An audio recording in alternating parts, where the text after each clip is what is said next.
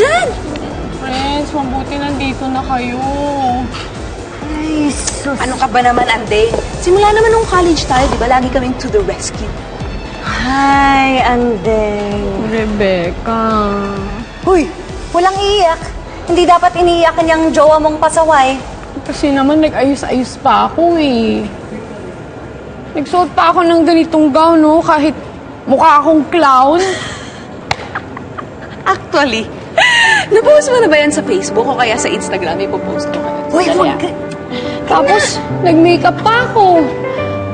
Nagsuot pa ako ng mga ganito sapatos. Ang sakit-sakit sa paa. Tapos, hindi naman pala niya ako sisiputin.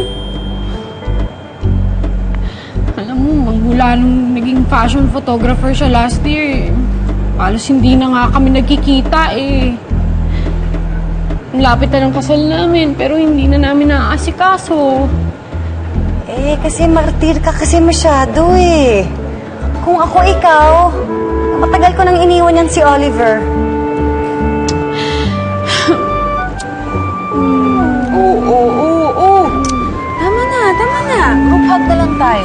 Yan, sige, group hug. Oh, smile. Oh, okay ka lang, girl. Speaking of smile, pwede to, selfie. Smile, sabi mo, di ba? Oh, sige, smile. Bawal umiyak.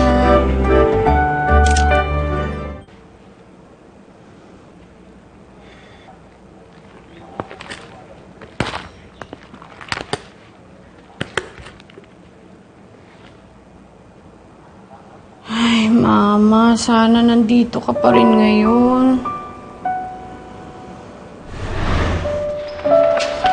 Mildred? Mildred! Huwag mo akong iwanan. Hindi na kita mahal.